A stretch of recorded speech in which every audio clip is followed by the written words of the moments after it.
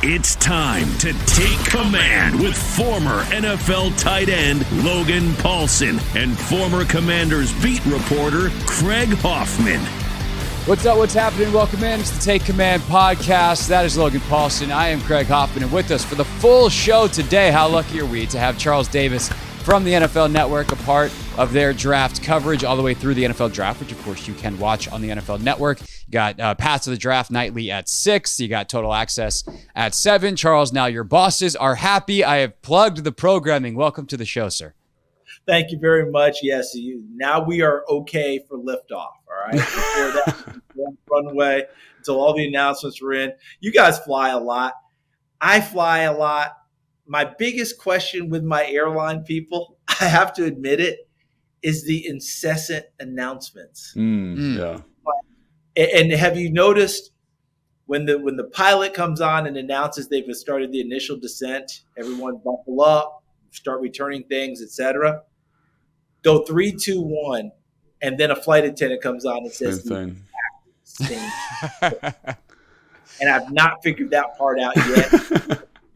But anyway. I think, Charles, when we fly to Detroit next week, we should just ask our flight attendants. Be like, hey, ma'am, or sir, I have a question for you. I have a question. You know what we ought to do? We ought to pull 10 of them, and I bet you we'll get 7 to 8 answers. Guaranteed. I think we should both ask. We got at least, because Logan's staying put in Ashburn for this one, but I'm headed to Detroit on Thursday. You're headed to Detroit. That's at least 4 flights. I don't know if you have any connections to get there. I'm luckily straight through. So we'll talk afterwards and see what we get. Compare notes. I love it. All right, so we're going to start comparing notes. We will eventually compare notes on corner, linebacker, some positions that we haven't talked about a ton leading up to this process, but certainly ones that Washington is going to be looking at. Of course, Charles played safety back in the day, so the DB's right up his alley, but certainly capable of breaking down every position in this draft. But I wanted to start with kind of a bigger picture conversation about the draft. And Alec Lewis wrote a really good piece in The Athletic about draft strategy and how teams have spent a lot of time researching like what they should do. And they know that they are supposed to trade back and that more picks is better. And yet they still on draft day can't help themselves. They'll trade up. And sometimes it works because sometimes you trade up for Patrick Mahomes. But more often than not, there are certain things that teams know they should do. They can't help themselves. And one of the things that we had Alec on the radio show, and he said he thinks one of the biggest advantages that a team can have this time of year is an owner with a long-term thinking. And Charles, you've been covering the draft for a long time. Logan, you've been thinking about it from your playing days, and obviously we talk about it ad nauseum here from January through April. So I'm just curious for both of you guys, and Charles, we'll start with you, kind of the Josh Harris era and how a guy that comes from the finance world, this kind of long-term thinking, how it can be an advantage for the Commanders as they prepare for this draft. Yeah, I think the biggest advantage is simply him being brand new. I mean, people have been looking for a breath of fresh air for a long time, and then you have an owner come in and, I don't know how many things were startling, groundbreaking, earth-shaking in moves that he's made already. Probably not much of anything, but almost everything was positive because it wasn't Dan Snyder. That's your starting point. The next thing is if he's got long-term thinking, he's going into this with the idea that he has to have a quarterback out of this. But that's not just because this owner has to have a quarterback that he can squire around town and say, this is my quarterback, a la Sonny Werblin and Joe Namath back in the day, a la Dan Snyder doing that with Robert Griffin III. This is much more, this franchise has to have that leader, has to have that person who is in charge, is the face of the franchise, and gives us good play. That's why you're hearing the reports of Josh Harris sitting in on quarterback meetings, right? Meeting all these quarterback candidates that are coming to town. It's as big a decision as Washington has made in a long time football-wise. And having the long term is a big deal, knowing that it's not just for the amusement of the owner, it's for the franchise, and can we get that person that allows us to get back into winning division championships, playoffs, and getting back to Super Bowls. Yeah, 100%. I also think that like when you have that longitudinal vision, you see teams like the Baltimore Ravens, the Pittsburgh Steelers, teams that have been kind of very proactive in keeping the continuity of the organization, and like they have a very strong cultural identity, which helps them draft more effectively, right?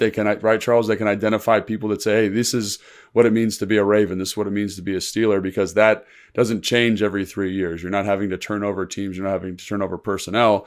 And then kind of like keeping, like if you're willing to be patient with your head coach and your GM, they can kind of establish this cultural identity. So I do think that long-term benefit is really helpful. And also I think, like Charles was talking about with the quarterback, it's extremely important to kind of have that, again, a long-term vision for that player, because they're not going to be a final version of themselves in year one. It's like, what are they going to be in year 3, year 4? And I'm not going to punt on this player just because I don't get exactly what I want in year 1. So I do think having kind of, again, a long-term vision for the process is extremely important, because I think ultimately, like the best teams, like the teams I just described, Philadelphia, when they were rolling a couple of years ago, they're really good at developing talent internally. And that's a long-term process. It's not a short-term flash in the pan type of moment.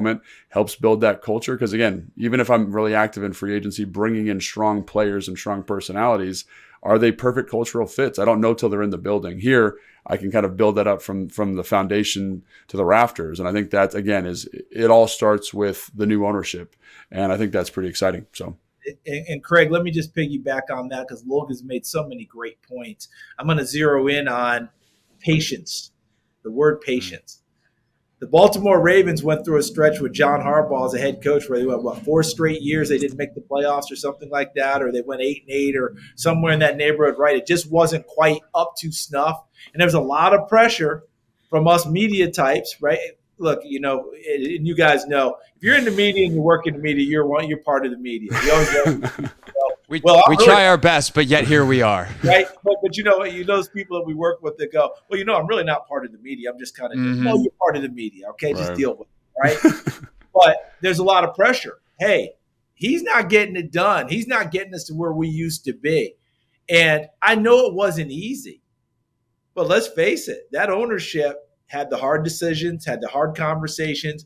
Do we still think we're headed in the right direction? Do we have to tweak some things to get to where we want to go? Do we have to make some changes in certain things? Am I going to ask my head coach to do some things differently, but I still believe in my head coach? They did all of that.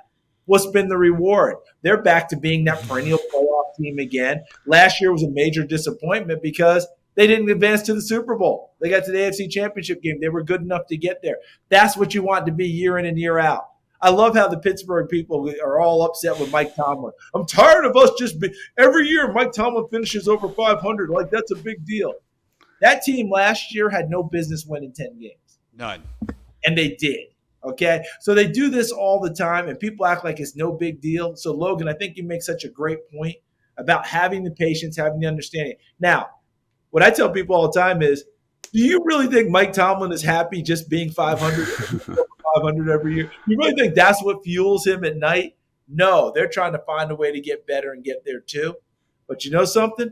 You want to have that, or do you want to have one of those organizations where, as Logan has pointed out, every 2 or 3 years you're hitting a reset button and you're fighting to get into 500 in the first place? Thank you. I think you've made excellent points on that, and that's where Washington wants to get to. No doubt. And I think that also leads to kind of the next thing I wanted to talk about. It's like another branch off this tree, if you will, which is the ability to try stuff and kind of be different than other organizations with this new, fresh perspective that Josh Harris has. And he's been an owner in other sports. He's been very successful. I think that the Sixers for him are kind of a different version of what you're talking about with the Steelers, Charles, where it's like they win 50 games every year and everyone hates Josh Harris and thinks he's a terrible owner in Philly. And I'm sitting here as someone who covers the Wizards as well, being like, they haven't won 50 games since 1978. So what are we talking about? And so I think that the ability to have tried things in other sports, such as bringing in multiple prospects together. That's kind of the hot topic as we sit here recording this on Thursday, April 18th. Yesterday, they brought in all the different quarterbacks together, and people are freaking out and trying to read what does this emoji that Jaden Daniels' agent tweeted out mean? And it's like, wow, we really have reached the peak of silly season here a week before the draft, haven't we?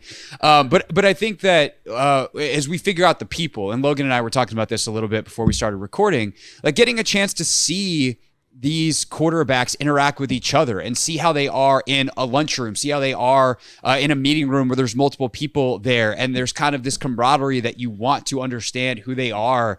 And you're not just reliant on coaches who have an incentive to get their guy drafted to tell you the truth. And sure, you might have good relationships, but you get to see it for yourself. I love that. I love thinking differently because the draft is, even for the best teams, such a crapshoot. Ozzie Newsome famously will tell you that if you want to get 7 good players, have 14 picks. It's not about trying to target your right ones. Like he is someone who lived that multiple pick strategy. So I'm also just kind of curious what you guys think on that front, the idea of trying different things. And by the way, Belichick used to bring in a dozen guys. He talked about that on the McAfee show yesterday. So it's not completely new. But doing things differently, being willing to try things, and that longitudinal approach where if you're a GM or a coach and you try something and it doesn't work, you don't have the fear that you're immediately then going to get fired because it didn't work in year one. Yeah, let me hop in real quick because I want to get Logan into this one. And Logan, I don't want to take you away from where you wanted to go, but I want you to add to this, all right? Because it's a question I would have from a person who was in there in locker rooms and saw all of this, right? From the time you came out of college to combines, to workouts, to, your team building, everything that goes along with it. What you were bringing up, Craig, and bringing in these 4 quarterbacks, my immediate thought was, first I was a little bit snarky. I was like, oh boy, this is kind of fun, right? Steel cage match. Whoever emerges out of here is going to be our draft pick. Ha, ha, ha, ha, ha. But I thought back to combine situations. I thought back to recruiting trips, okay? I thought back to any group dynamics where you're putting a number of the same type of players or same position players in and seeing how it sifts out. How do people respond to them? How do they respond to each other? Who ultimately shows that he is that person or has that thing that you're looking for, depending on what team you're on? So, Logan, whatever you wanted to go, I don't want to take you away from that. I'd love to have you talk about when quarterbacks are coming together, positions are coming together. Because I'll end it with this. There was a great story that George Plimpton, I don't know if you guys know that name. He was a great writer, and he wrote a book about trying out for the Detroit Lions. Yes, yeah. Yeah, it was called Paper Lion, back I think it was 1963 or somewhere. Yeah. And they tried to sneak him into camp and have some cover story. And he was a writer who was going through the NFL stuff, and he did a lot of these projects. He pitched, he played goalie, he boxed with Archie Moore. He did all those nutty things, right? But it was great writing. It was great journalism. The book I've read more than 10 times. I've loved it. But in that book, and then in a subsequent book called Mad Ducks and Bears, he detailed going to the Pro Bowl. And he was with the Eastern Conference Pro Bowl team. Allie Sherman was the coach of the Giants. He coached the team. They didn't have a meeting. They didn't have a depth chart. You'll love this one, Logan. They went out on the field for the first time. Oh, yeah. I've heard this. Yeah. Yep. You heard this story, right? Yeah. Mm-hmm. Just said, okay, Craig, you're going to love this. Give me the first team offense over the ball. Now, these are the all-stars. This is the best of the best. They all looked at it. Now, this would have been 1960-something, right? 62, 63, 64, when Allie Sherman was at his heyday. They all looked at each other, took the measure of each other, and 11 guys walked out in the right position. That's incredible. Yeah. Now, think about nowadays. Now you have a steel cage match going. Okay, I get all that. But I'm saying they understood who the best was. That feels a lot like what you're trying to do when you're bringing these groups together.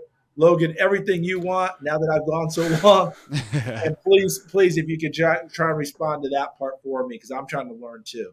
No, I think that's a great point, and that's something I think that's what you're looking for, right? Is you're looking when these guys come together. Like I just remember, like I do combine prep, right? Like, and when you go to the facility, there's a bunch of tight ends, there's a bunch of old linemen, and what I'd like to do is just kind of sit in the room and watch them interact. Like, do they get along? Is anyone standoffish? Is anyone kind of combative? I also love to see when guys start talking ball, like who's the football junkie? Like when, like just as an example, does J.J. McCarthy go up to Drake May and be like, hey man, I love how you ran that zone read. Like what were your rules on that? And just trying to digest more football. And like, so you get kind of to peel back the layer of the guy in a way that you wouldn't get if they were in on their individual visit. Because the only person they're talking to, they know is important. But like, for example, like you're, at these combine preps or when they would bring guys in before you, they'd sit down at the table. Some guys are super buttoned up. Other guys are laughing and joking and bringing other guys over. Hey man, come on, sit down. I want that type of guy in my room. I want a culture where we're bringing people along, and that's a different type of leadership, but that's a type of leadership. And you don't get to see that if I'm by myself, because the only person I'm talking to is Dan Quinn and Adam Peters, and I don't get to be the person I want to be. So I think it just, again, helps kind of open the book on the athlete a little bit. And I've heard stories of guys coming for visits with just the coaches, and the coach is like, I never got a feel for who he was as a person. And then they'd bring him in with 4 or 5 other guys, or they'd get him in a setting with 4 or 5 other guys, whether that's at the combine or at his pro day. And it's like, that's who he is. And so I think this setting, taking him out to dinner with a bunch of guys, taking him to Topgolf or whatever they did, that's super important for seeing the person and seeing what type of guy you're bringing in and seeing if it gets compatible with the culture you have in the building. So I think it's extremely important. And Logan, when you see some of these things, because sometimes when these guys come together, there's often that little bit of, I'm gonna be the one, right? Yeah. More times than not, in my experience, that person who's emerged as the guy didn't have to work at it. He just was. Yeah. Yeah. No, I think that's right. Sure. I think the other point there that Charles brings up is like, what is your demeanor when you're in because this is a competitive situation, right? Can you still be a good teammate while also having the self-assured confidence that you're the guy? So I think that's exactly right. Like those are only interactions you get when they're all together. And I don't care what position, where they're from. I don't get that if I'm just talking to you one-on-one. I get that when I'm sitting back, I'm Dan at the event, and I'm watching how you talk to each other and how you interact. So I think that's why this is such a cool thing. And people are kind of saying that it's new, but I mean, Charles, when I was playing, Craig, when I was playing, like I remember them doing that all the time. You'd be in a workout, they'd be trotting guys through the weight room for their weigh-ins, talking to the strength coach. You're like, oh, I guess it's the 30 visit day, and there's 15 guys there. So it doesn't seem like that new to me, but whatever. No, I don't think it's new at all, Logan. I think you made a great point. I can't remember if it was you or Craig talked about Bill Belichick talking about how he would bring in those groups of people. Everyone does different things with group dynamics, but for all future players who are going to go to the combine, and Logan, I need you to either tell me if I'm way off track or if I'm somewhere in the neighborhood. If you're going to the combine, one thing you will be evaluated on is how you are in group dynamics when you think no one's watching you. Whether you're having 1,000%. Whether you're going down the hall to go meet with other teams, whether you were on time for all that, and then, hey, excuse me, sir, I have to go because I have to be at such and such place, or during the combine workout itself. Mm-hmm. Coaches love to have everybody because it's your group. The tight ends are working out. The DBs are working out. The offensive linemen are working out. Yes, you're there for you, but these coaches want to see you help someone else. They want to see you do the right thing for someone else. They want to see how that group responds and see if all of a sudden there's 4 or 5 guys clustered around one other person. Is that person? Who is that guy? These are all the things that go into it. Does it always predict it accurately? Not always, but I'd say more times than not. Yeah. No, I agree. And I think like you look at like Rome Odunze, sorry, Craig, you look at Rome Odunze, you were on the field for this, Charles, but Rome Odunze, when he's doing his drill work, and I think he's still going, isn't he? Yeah, but he's like even when he's running routes, like he's dapping people up. People are supporting him. And like he's bringing people with him. And I want to see that. And you talk to people that night going out to dinner or whatever, and they're like, "Oh, so and so receiver, they were rude to the nurse at the hospital today, and I don't want that guy here." And you're like, so they're always paying attention, they're always watching, but because it's the stuff on the field's important, but ultimately, how's that guy going to be in the building? And like you said, you only see that in these group setting interactions. Yeah, there's no doubt about it. I'm going to stop with Odunze, but my joke about Odunze is he's still going. You guys remember, he wanted a standard for himself at that combine. And remember, he ran his 3-cone and did not like his time? Yeah. And he kept doing it and doing it and doing it until he hit his time. This is someone now. We just left the Masters, right? And what do they say about golfers? You don't play against other golfers. You play against the course. Yeah. That was Odunze playing the course. It's pretty impressive. Absolutely. Yeah, no doubt about it. I've certainly in my reporting days had position coaches and personnel execs say the same thing. Like, I want to know who that leader is in the group. Like, who's the guy that breaks down the wide receiver group? Who's the guy that breaks down the quarterback group? Like, they pay attention. But I will say this real quick, because I do feel like sometimes we can get really into the personnel dynamics. it's a part of the evaluation. And that's what I think fans need to remember is if the Commanders hated a guy's tape at quarterback, let's say for the number 2 pick, and they thought he wasn't very good, but he's awesome in the building, they're not going to draft him. So it's not like this overrides everything else, but it's a piece of the evaluation. And I know, Logan, as we've talked about quarterback, especially over the last month, and kind of thrown our hands up going, I have no idea who they should take because we like certain elements of all of the 3 main guys in competition here. There is like this personnel dynamic might wind up being the deciding factor, but it's only because everything else is even. If this is a tiebreaker, this is an important part of the evaluation, but it's not the entire evaluation. It's an element. Look, we all played ball. We all did things growing up, right? You remember that senior who could barely get his pads on, but he was named captain? Because, he's a senior and he's a good guy and he was named captain. So sometimes, to your point, Craig, we get caught up in things sometimes. Like how many times we go through this? Well, the starting quarterback in the NFL doesn't have the C on his jersey. Oh, my God. Sometimes it can be too much, right? But he doesn't because he's a rookie, okay? So don't slap it on him because he's a rookie. Now, some of them earn it. C.J. Stroud earned it in about 2 days in Houston. Some of them have to grow into it. I remember a player in this league, a big-time player, and I'm not going to use his name because it's not fair to him, but he was named a captain. And then when a new coach came in, he took the captaincy from him because he said, you're just not there yet. That couldn't be easy for him. But it's just all a matter of the process of what people are looking for and sometimes earning it, not earning it. So, Craig, I think you make a great point. It's a part of it. And by the way, that player got the captaincy taken from him. His play didn't decline. He was still a terrific football player and probably was even a little more ticked off because they took the C from him. But all that being said, it's a part of the evaluation. It isn't the total evaluation. We have to make sure we understand the context of all this that goes into it. You're exactly right. The greatest guy ever who can't throw it 10 yards is not your starting quarterback. No, certainly not the number 2 pick. No, not even undrafted free agent. Because if Logan Paulson's going out and running routes for passes, and Charles Davis can't reach him throwing the football, then Charles Davis needs to go home. Okay. I think Charles Davis can go to the broadcast booth, though. I heard he's pretty good at that. He's pretty good. He needs to take it to the house because we're wasting Logan Paulson's time. All right. Anyway.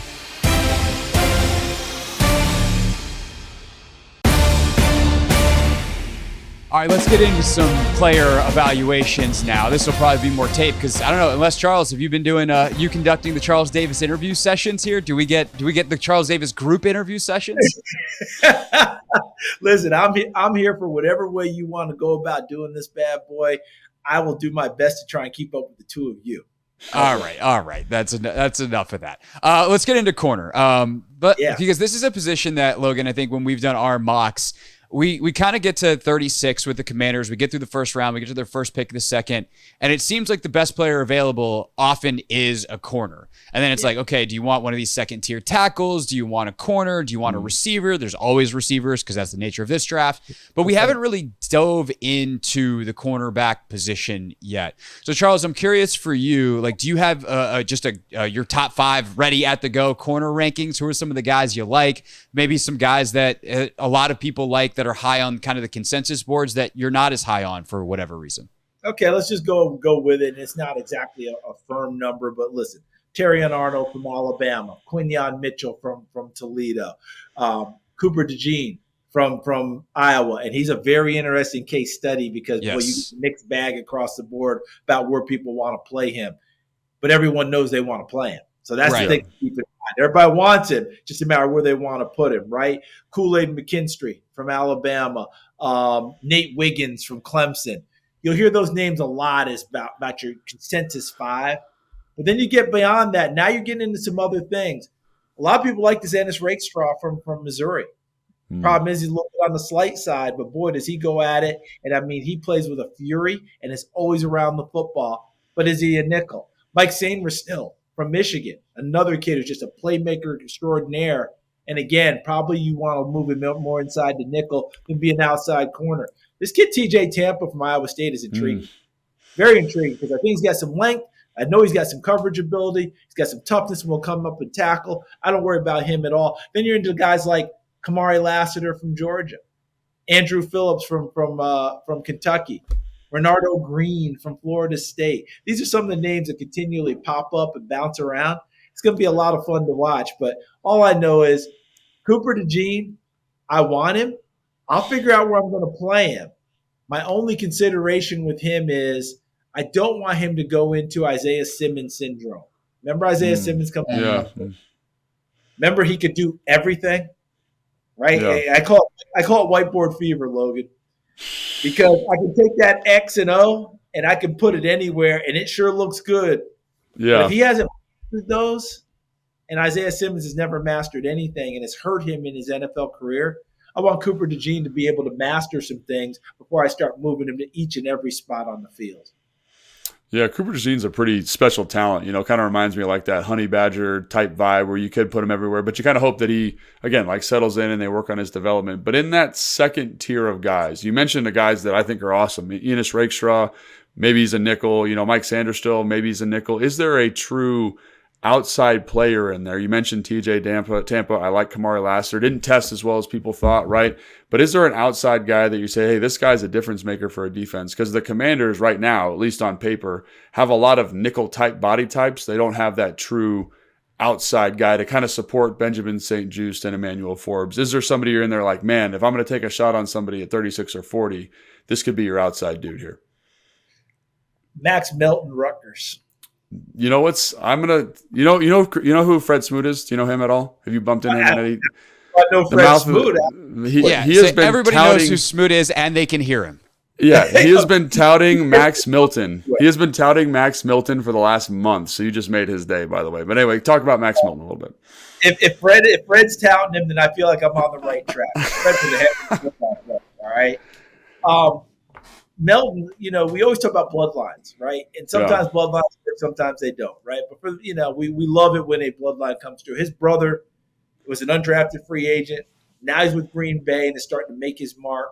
And one thing about both Meltons, they can fly. All right. And there's something, look, speed isn't everything because the top 10 ever combine times, all right, running the 40, probably about 7 or 8 of them never really made a mark. Okay. So as far as football players. But this kid, toughness out on the corner, went up against some big time competition. Because remember, Rutgers in the Big Ten now.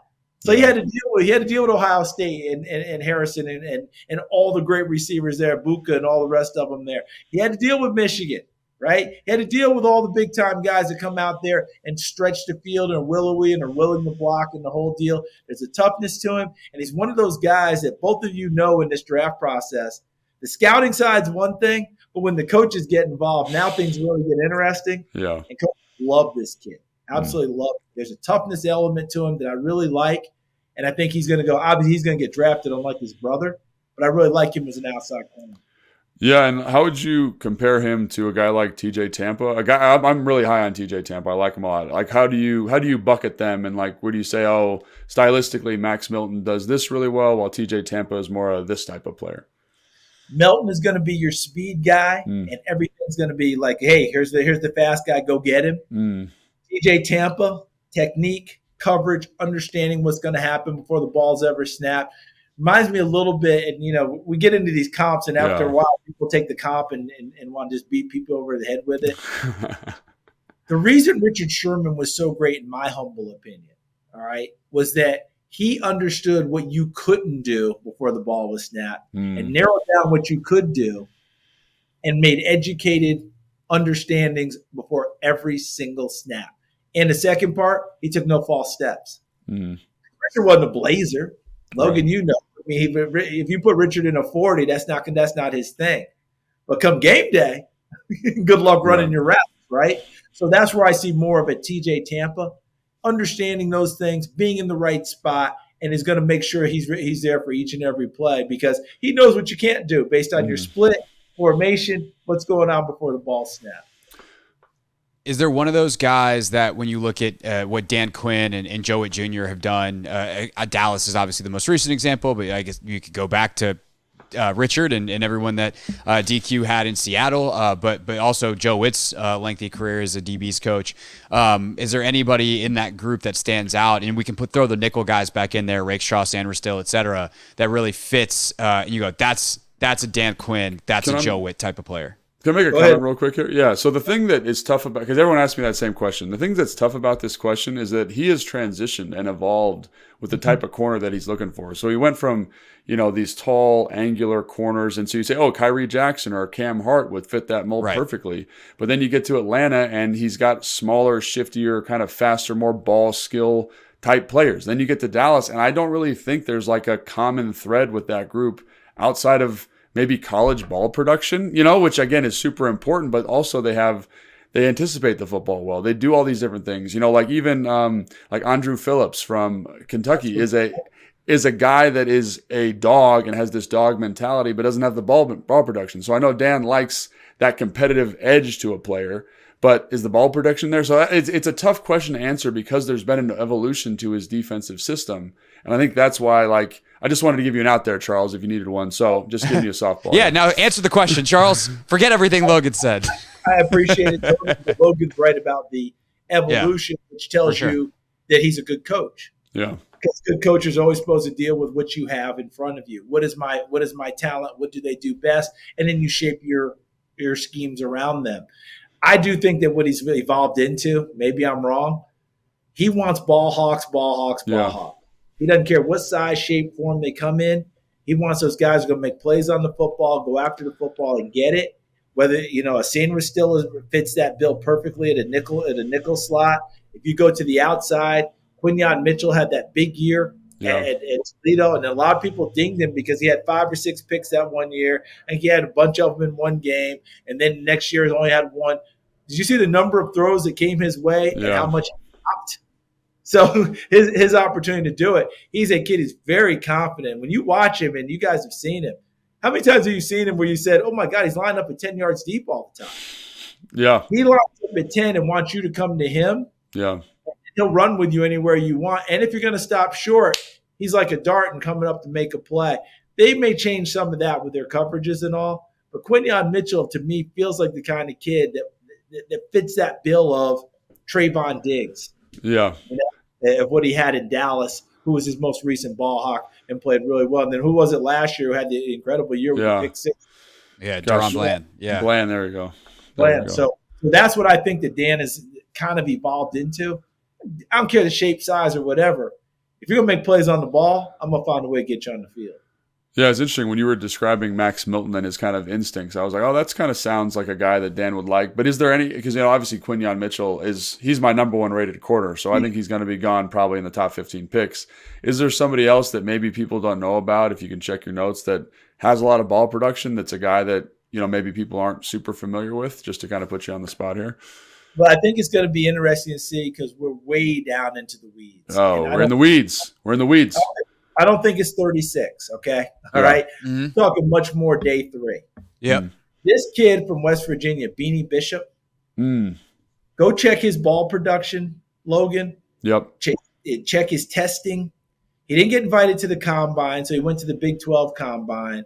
And I got to hear him from you in a second. He ran 4.39. Okay? Measurables, 5'9", 180, 4.39, which is a big reason why he's going to go on day 3 and late. But ball production is really good. Okay, you go back and watch this kid, 20-something passes broken up, all those things that go into it. I've always said production is such a big deal. Remember Jimmy Moreland coming out of James Madison? Remember that? Oh, yeah. Yep. Oh, yeah. Was picked and stuck. Was production in college. I think he had like 16 picks and 40-something passes broken up. Amik Robertson from Louisiana Tech, another small school guy, went to the Raiders. His ball production is the same way. And Kevin Byard coming out of Middle Tennessee State, another kid who did not get, not a kid now, he's a full-grown man. But at that time, he didn't get an invite to the Combine. He's just down the road from the Titans. They went and saw him, got him in the 3rd round. You know what the big attraction was? 19 interceptions in college, ball production. Yeah, no, without a doubt. And I think the other thing that's interesting, too, about corner in the modern NFL is that we talk about the body types. their body types of receivers have changed. No longer are the outside guys just the 6'3", 6'4", big, prototypical X body types. Like, you got those guys now that are playing inside, like, power slot positions. So all of a sudden you need size inside versus outside. And so that just makes the mixing and the matching of the skill sets and the body types and all that stuff all the more interesting, and I guess harder if you're a team that's trying to make a fit here. But I do think that needs to be discussed when you talk about corner, is who they're covering where on the field is just different than it was 10 years ago. It certainly is. And look, you guys have both been around it for so long. The adage is true. You build your team to win your division first, okay? If you win your division first, you're in the playoffs and off you go. Now, if you get multiple years of success in doing that, now you can kind of cast your eyes upward a little bit. Who are we going to have to deal with in the playoffs that gives us trouble? And can we add that person to it? All right. So if you were in the AFC during Tom Brady's heyday, when you got good enough to say, okay, we think we're going to make the playoffs, but if we run into the Patriots, you have someone who's going to deal with Gronk, right? That was someone you would add to your arsenal during that time. Now, truth of the matter is, could anybody truly deal with Gronk? But you were trying your best to figure it out, and you guys saw everyone tried everything. And one of the pivotal plays in the Super Bowl against Seattle, they flipped him on the backside of the formation and split him out to the nub side, and Seattle trotted out KJ Wright, who's a terrific football player. But all of a sudden, KJ Wright went from being a terrific outside linebacker to now KJ Wright's a corner. And guess who won that battle? Remember, they hit Gronk right in the corner of the end zone right before the half on a one-on-one. That's the type of thing that you're looking for, to have those people can be versatile. Seattle didn't have it for that formation or that position, and ended up hurting them and helping cost them the game.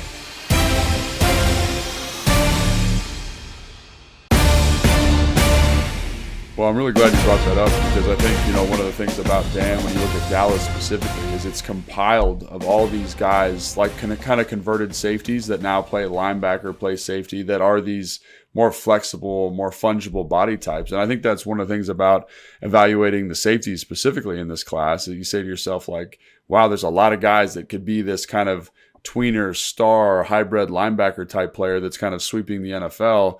And I say to myself, like, those are skill sets that you've seen Dan recently really, really covet. Are there any safeties? Maybe, they're not the top guys. I think we're pretty familiar with the top guys at this point, but you say bigger body type that kind of fits that curse role from Dallas last year, that 6'4" safety that's 215 that can match a tight end, but also play a little bit of deep coverage. Yeah. There's this kid at Oregon State, Katana Oladapo. Yeah, big old hoss. Big old hoss, yeah. He may very well end up being more of the Marquise Bell, Logan. Yeah, right. That's a great point. Right? Great point. I'm more linebacker than that. But if you're talking about those guys who are a little more willowy and we can get them involved in that, I'm eager to see. He's more of a center fielder right now, but Caleb Bullock from USC. Oh yeah.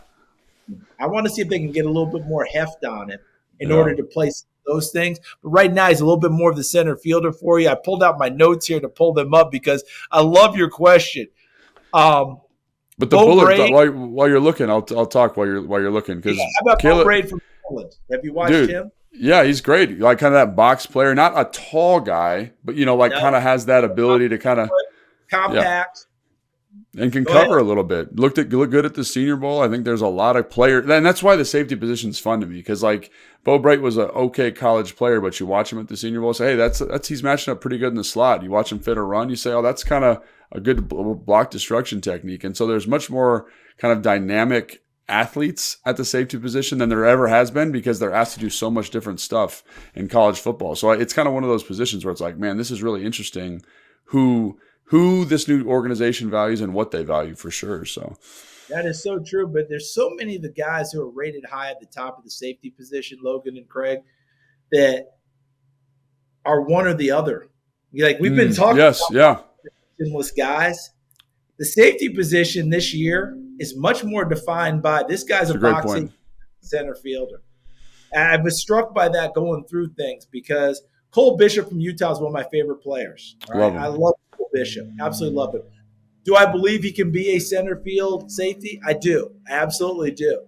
But the best plays you see him do on tape, he's a box guy. Right. He's up there. He's near the line of scrimmage. He makes plays. He helped himself greatly in the combine when he ran 4.45. Because I don't think I saw him as a 4.45 guy because most of his stuff's been near the line of scrimmage. The two from Georgia, for both of you, Tyke Smith, Javon Bullard, all right? Both went to the Senior Bowl, and both had kind of defined roles that they wanted to do the other. Tyke Smith been more of the nickel safety underneath, covering things. Javon Bullard's been more of the back. Both of them came to the Senior Bowl and wanted to do the opposite. They wanted to show the scouts and show people they could play the other positions. In tandem, they were quite the duo at the University of Georgia. I thought they were terrific. One of my favorite players on tape, there's two guys that I really love on tape. Jaden Hicks from Washington State. Great pull by you. Great pull. Yeah, no, that's one of Logan's guys. All right. And Malik Mustafa from Wake Forest. You like hitters, man. I like to hit. Listen, it's not just that. You turn on the tape. It's like the old school baseball when Babe Ruth hit the home run and goes around the bases in a furious, right? You know, that's how both of them play. Yeah. Like they are played like they are sped up and everyone else is going. And you're exactly right about the hitting. I'm glad that you and I have kind of connected on someone there, but Hicks is just one of those players that if you turn on the tape, you may watch someone else, but all your eyes keep coming to him.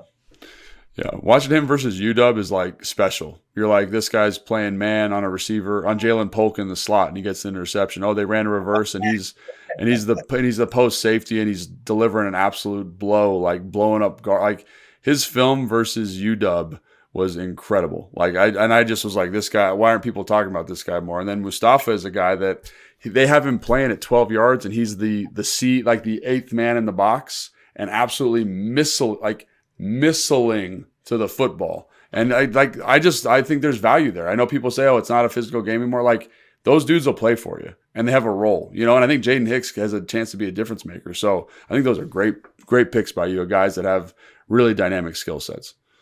Well, you know, these are guys that, listen, Jaden Hicks would be one of the early safeties I think that would go. Wouldn't you think, Logan? Yeah, Craig? I think so. One of those guys in whatever bushel we put them in, Jaden Hicks is going to be good, especially by teams that want to have that box safety and beat people up that way.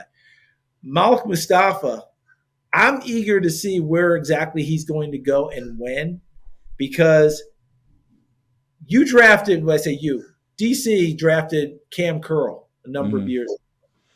And I loved him coming out of school. Didn't go as high as many as I, you know, as of course he would want to go, but was a difference maker pretty early in his career. I feel a lot of the same things with Mustafa I felt with Curl. Just an instinct about playing, understanding the game, being in the right spot. And those guys, they may not get the acclaim they deserve, but guess what? They flat out can play. And now Curl, of course, is in with the Rams.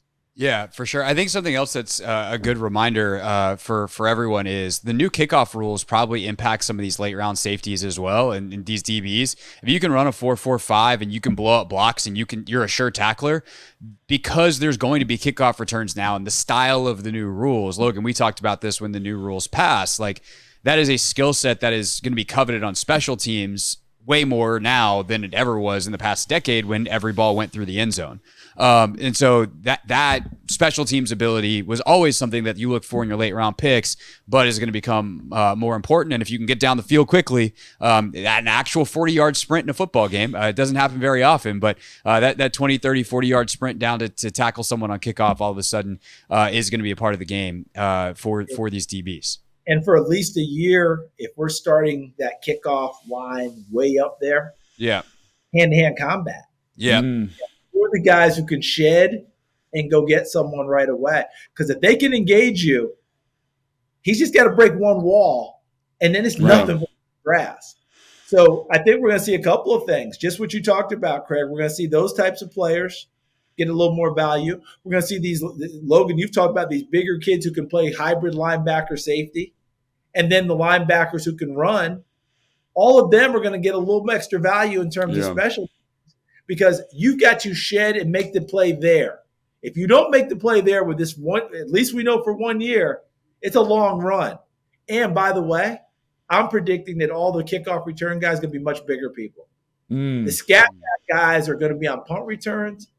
The big people are going to be on kickoff return because essentially it's like running an ISO. Yeah. You're going to just ram your way through that first wall and then off you go. I'm old enough to watch the roller derby. So if you win the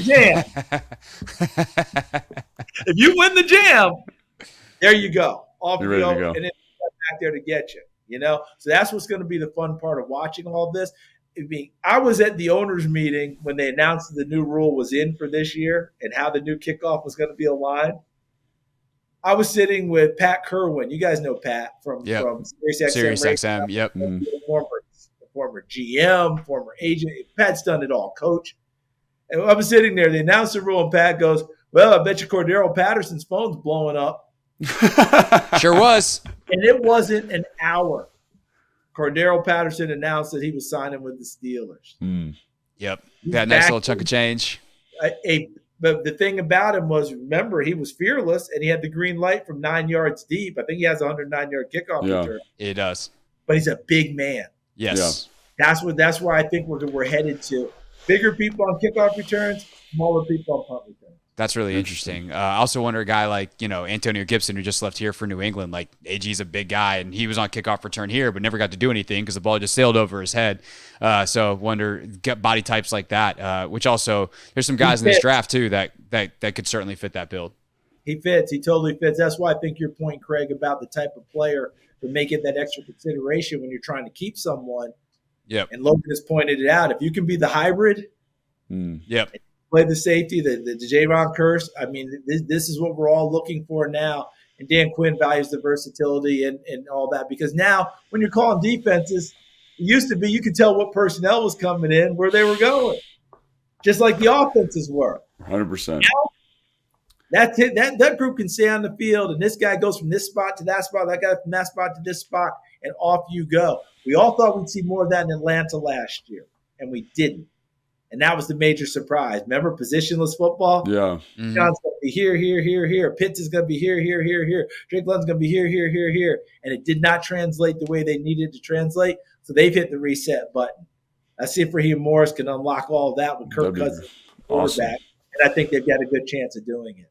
Without a doubt. All right, we got about 5 minutes left. I do want to hit linebacker real quick if we can. Next 5 minutes here. You mean there's linebackers in this draft? Because the way the draft goes, no one's talked about them at all. Yeah. It took until a week before the draft, Charles, but you found the podcast that's going to do it.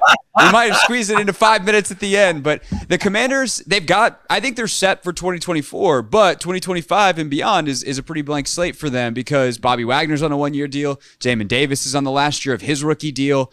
And so while they've obviously signed Frankie Louvu and Jeremy Chinn's going to play some in the box and Quan Martin's going to be in the box, some of that positions that we just talked about, those hybrid players, in the long term, like we know that how impactful a really good linebacker can be in the middle of a defense. And if you're a rookie and want to come be an understudy under someone, who better than Bobby Wagner? So once you get past, let's say, Peyton Wilson, who's pretty much everyone's top linebacker, who are some of the names that stick out, whether it's as high as 36 or 40 for Washington, or maybe, a little bit later, third, fourth, fifth, sixth round type of guys that could develop into future starters? The guys that you'll hear sprinkled through, Logan, help me out about the guys you have. Junior Colson, Michigan, okay? Yeah. He's going to be Edgerrin Cooper, Texas A&M. Trayvon Wallace from Kentucky. These are kind of the names that are kind of top of the food chain here. You mentioned Peyton Wilson already. That guy's just a tackling machine. His only issue is going to be depending on what team, like his medical. I mean, I've heard double-digit surgeries. Okay, and he's not even out of college yet. So that's going to be one of the things that comes up. But you turn on the tape, watch him play. Oh, I mean, right? What you looking for? He can rip, man. Yeah. He can rip. My guy, truthfully, is Cedric Gray from the University of North Carolina. I like that you said that, man. I really like him a lot. And what is it that makes him your guy? Because when I watch him, I see a guy with good instincts. I see good ball production, and I see just like a good football player. I don't know if there's anything more than that you see, but no more than that, no less than that. Down in, down out. Here's my comparison for him, and he's not as fast because this guy could dart. Zach Brown. I got you. Yeah. Zach, and they're both out of North Carolina, so sometimes it's a lazy comparison. Zach held the ACC indoor 60-meter dash for a while. Oh, wow. I covered Zach when he was here, when I was on the beat back in the day. Greg, Zach was a freak athlete. His athleticism was his dominant trait. A guy that dominant trait. Yeah, remember, people said, "Hey, not so physical, not this, not that." But every year he'd have 100-something tackles. Now, where they blow them up, knock people on their butt? No, not necessarily. But he made the tackles. This kid has everything that you said, Logan. I'm totally with you on the comparison and the evaluation. And he showed it at the Senior Bowl during the game because he had the ball protection for the pick. He made all the plays that he's supposed to make. But he's a guy that I really, really like.